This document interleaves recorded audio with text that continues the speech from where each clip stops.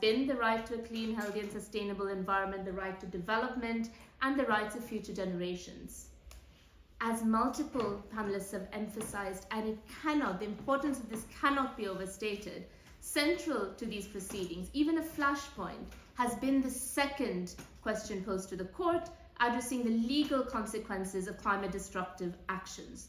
The principle that when there is a right, there must be a remedy is a cornerstone of justice and human rights. Accountability and reparations for climate harm are obligations. They are not acts of charity, whatever cops would have you believe.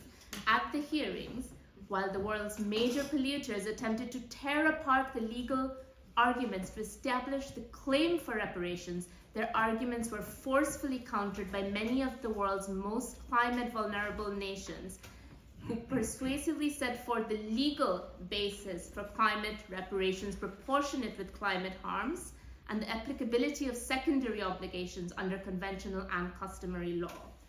In The Hague, as Elisa so beautifully mentioned, calls for remedy and reparations went beyond monetary compensation for material and non-material harm. Structural measures such as equitable fossil fuel phase-out, non-reliance on measures which may exacerbate harm, colloquially known as false solutions, such as geoengineering, eco-restoration, tributes to victims, debt cancellation.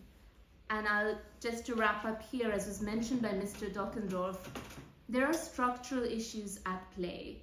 How climate impacts are experienced as human rights harm is rooted in intersecting systems of oppression, such as unjust global financial architecture, entrenched inequalities, the perpetuation of colonial legacies. These are not abstract issues, they are lived realities for millions, and the structural links between climate harm and systemic injustice has been made unequivocally clear in the oral proceedings, reminding us that the fight for climate justice is also a fight for equity and dignity.